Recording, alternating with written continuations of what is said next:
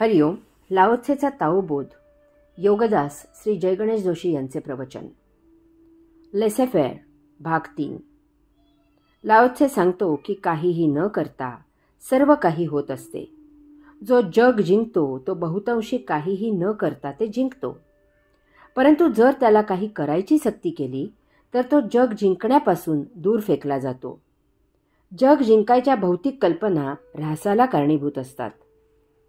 भौतिकदृष्ट्या जग जिंकणे म्हणजे ताकदीच्या जोरावर सत्ता स्थापन करून देश प्रदेश अधिपत्याखाली आणणे, तेथील वस्तुजगताचा ताबा घेणे, तेथील प्रजेला गुलाम करणे, मनमानी करणे, स्वतःचा स्वार्थ साधणे, त्यासाठी सर्वांना वेठीला धरणे, स्वतःची भाषा वेश धर्म लादणे, लुटालूट करणे, आपली आर्थिक सत्ता स्थापन करणे, त्यासाठी रक्तपात करणे, बळजबरी करणे असा आहे.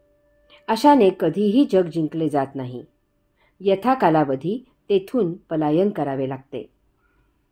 आध्यात्मिकदृष्ट्या जग जिंकणे म्हणजे मने जिंकणे, वात्सल्य निर्माण करणे, मानवता वृद्धिंगत करणे, सर्वानुभूती असलेला आत्मा जाणणे, आत्मभाव जागृत करणे, सजीव किंवा निर्जीव अशा सर्वांची काळजी घेणे, आत्मसत्ता अबाधित ठेवणे असं आहे. Hitler, Mussolini, Genghis Khan, Napoleon, Sikandar, British इत्यादी जग जिंकणारे आज कुठे आहेत? ते काळाच्या पडद्याआड केव्हाच लुप्त झाले. दुष्कृत्य करणारे म्हणून त्यांची ओळख जगाला करून दिली जाते. आदर्श कसा नसावा त्यासाठी त्यांची उदाहरणे दिली जातात. कारण जग जिंकल्याचा त्यांना आभास निर्माण झाला होता.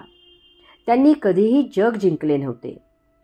परंतु भगवंत श्रीकृष्ण, बुद्ध, महावीर, शंकराचार्य, कबीर, नानक, ज्ञानेश्वर, तुकाराम, रामदास, येशू ख्रिस्त, लाओत्से इत्यादी किती नावे घ्यावीत, यांनी कधीही जग जिंकल्याची भावना करून घेतली नाही. तरीही त्यांनी जग जिंकले.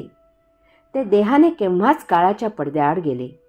तरीही आज कित्येक हजारो वर्षे झाली तरी ते जगावर राज्य करत आहेत. कारण त्यांनी सर्वांची मने जिंकली, मानवतेचा पुरस्कार केला, त्यासाठी झटले. आजही लोक सहजच त्यांच्या नुसत्या आठवणीने त्यांची मूर्ती किंवा तसबीर पाहून त्यापुढे लोटांगण घालतात, नतमस्तक होतात.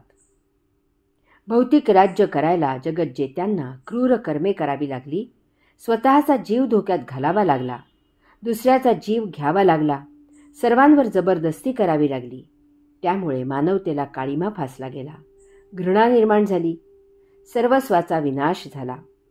भौतिकाप्रमाणेच त्याला कालमर्यादा आली. आध्यात्मिक राज्य करावे लागले नाही, ते केले गेले. आजही ते केले जात आहे. सर्वांनी त्याचा स्वखुशीने स्वीकार केला. कारण तेथे सद्भाव आहे, मानवता आहे, सर्वांचे कल्याण आहे, प्रेम आहे, वात्सल्य आहे, सृजन आहे. अध्यात्माप्रमाणे ते कालातीत आहे. कसे असावे, कसे जगावे, कसे काम करावे, काय करावे इत्यादीचा आदर्श म्हणून याकडे पाहिले जाते. स्वभाव अंगीकारा. लाओत्से सांगतो की काहीही न करता सर्व काही होत असते. जो जग जिंकतो तो बहुतांशी काहीही न करता ते जिंकतो. परंतु जर त्याला काही करायची सक्ती केली तर तो जग जिंकण्यापासून दूर फेकला जातो. आम्हाला आमचे पाय पाहून अंथरूण घालायची वासना आहे. आम्हाला भले मोठे अंथरूण घालायची बुद्धी आहे. म्हणून आम्ही आमचे पाय लांब करायला उद्युक्त होत आहोत. आम्हाला आमच्या नैसर्गिक स्वभावाने संतोष होत नाही. आम्हाला कृत्रिम जगतात स्वारस्य आहे.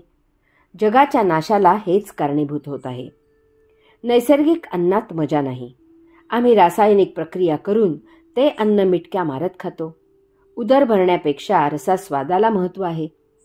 आम्हाला अंगभर सुती कपडे नकोत, कृत्रिम धाग्यांचे तोकडे कपडे पाहिजेत. देह संरक्षण हा हेतू नाही.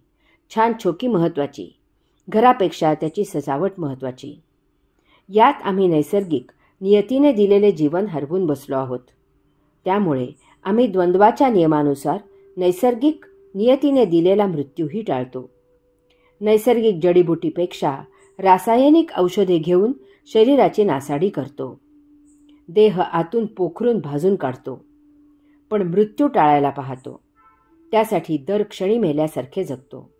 पण श्वास सुरू ठेवतो.